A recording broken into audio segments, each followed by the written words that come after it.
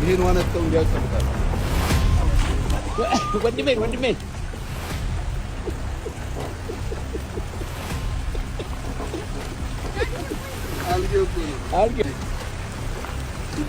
አሁን የኔ ጥያቄ ጠቅላይ ሚኒስቴራችን ይሄንን ቪዲዮ ፈቅደው ነው የተለቀቀው ወይስ ደግሞ ካሜራማኑ ኤዲት ሳያደርግ ዝም ብሎ እስኪ ህዝቡ ምን ይላል ብሎ ነው የለቀቀው? ይሄ ነው ጥያቄ። ምክንያቱም አይደለም በሀገር ደረጃ ጠቅላይ ሚኒስቴር የሆነ ግለሰብ ይቅርና እኛ ተራ ሰዎች እንኳን አንዳንድ ጊዜ ጥፋታችንን አናሳይማ። ኤዲት አድርገን የተበላሸ ነገር ካለ ቆርጠን አውጥተን ያማረውን ነገር ብቻ ነው ወደ ህዝቡ የምናቀርበውና ጠቅላይ ሚኒስቴር አብይ አህመድ እንግዲህ እዚህ ጋር እንደምትመለከቱት በተፈጥሮ ፍሏማ የሆነውን ቦታ እያስተዋወቀ ነበር። እስኪ በተወሰነችን ቪዲዮ መጀመሪያ እንመልከት።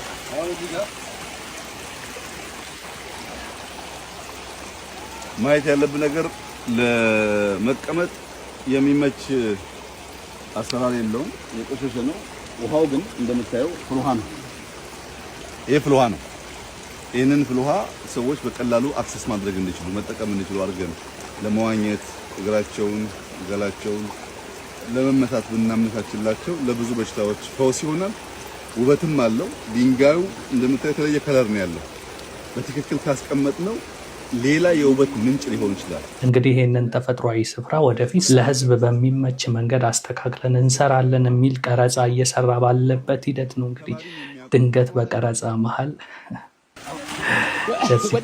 ለጥቂት ነው አፈር ድሜ በልቶ ነበር። ጥርስ መልቀምም አለ። ያው የሰው ልጅ ሲወድቅ እንደዚህ አይነት ድንጋያማ ቦታ ላይ ጥርስ ላይም አደጋ ሊደርስ ይችላል። ግን ያው ተርፏል። እሱም ፈገግ ብሏል። ያው እኛ አበሾች ደግሞ ሰው ሲወድቅ አይዞ ከማለት ይልቅ ሳቅ ይቀድመናል። ጠቅላይ ሚኒስቴራችን ስለሆነ ብቻ ሳይሆን ጓደኞቻችንም እኔም በወድቅ ሌላም ሰው ይስቃልና እንደዚህ የመውደቅ ነገር ስንመለከት ሳቃችን ይመጣል። አሁን ጠቅላይ ሚኒስቴሩ አስቀድመው በመውደቃቸው በራሳቸው ላይ ስለሳቁ ለዛ ነው እኔም እየሳኩ ያለሁት እና በሌላ መንገድ እንዳታነካኩኝ። ግን ይሄ ቪዲዮ ኤዲት ሳይደረግ እንደዚህ በቀጥታ በቲክቶክ ላይ የተለቀቀውና ካሜራማኑ ይሄንን ፓርት ኤዲት አድርጎ ማውጣት ይችል ነበር። ሆን ብሎ ጠቅላይ ሚኒስቴራችንን ለማዋረድ የተለቀቀ ቪዲዮ ነው ወይንስ ደግሞ እሳቸው ፈቅደው ነው? ይህንን ጥያቄ ብታውቁ አካላቶች ከስር ጻፉልኝ። ግን በአሁኑ ሰዓት በጣም አነጋጋሪ ቪዲዮ ሆኗል። እንግዲህ አንድ ሼር የሆነ ነገር ስለሆነ ነው እኔም እያጋራኋቸው ያለሁት። እንዲህ ያሉ ሪል ሞመንቶች በሌላው ዓለም ላይ የተለመዱ ናቸው። ምክንያቱም ቪዲዮን የበለጠ ቫይራል የሚያደርጉት ስህተት የሚመስሉት ነገር ናቸው። ምክንያቱም በትክክለኛው መንገድ ቪዲዮ ኤዲት ተደርጎ ስህተቱ ምናምን ወጥቶ ቆንጆ ፓርት ብቻ ቢለቀቅ ያው አንዳንድ ሰው ዝም ብሎ ያልፏል። ይሄ የመንግስት ፕሮፓጋንዳ ነው ምናምን አቦ አይመቸኝም እንደ ያለ ነገር ምናምን ብሎ ሊያልፍ ይችላል።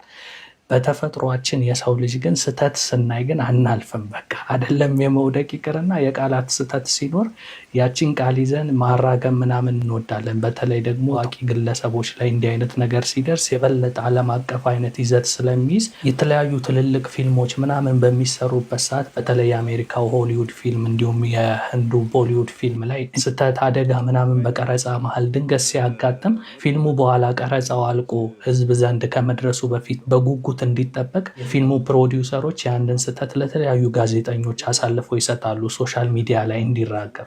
ሻሩካን እኮ ቀረጻ ላይ ከመኪና ላይ ወደቀ፣ እንዲህ አይነት ነገር አጋጠመው ምናምን ተብሎ ይወራል። ከዛ ህዝቡ ያንን ፊልም በጉጉት ይጠብቃል። ምክንያቱም ይሄን ያክል መስዋዕት የተከፈለለት ፊልም ምን አይነት ነገር ቢሆን ነው ብሎ በጉጉት እንዲጠበቅ ያደርጋልና ይመስለኛል ጠቅላይ ሚኒስቴሩም ይሄንን ነገር በፍቃድ እንዲለቀቅ ያደረጉ ይመስለኛል። አሁን ካልኳቸው አይነት ሎጂክ አንጻር በቃ አንዴ የሆነ ሞመንት ነው የበለጠ አነጋጋሪ ይሆናል። በዛው ደግሞ ያስተዋወቁት ያለው የተፈጥሯዊ ቦታ የበለጠ ህዝብ ጋር ተደራሽ ይሆናል። ከዛ አንጻር ቆርጠ እንዳታወጣው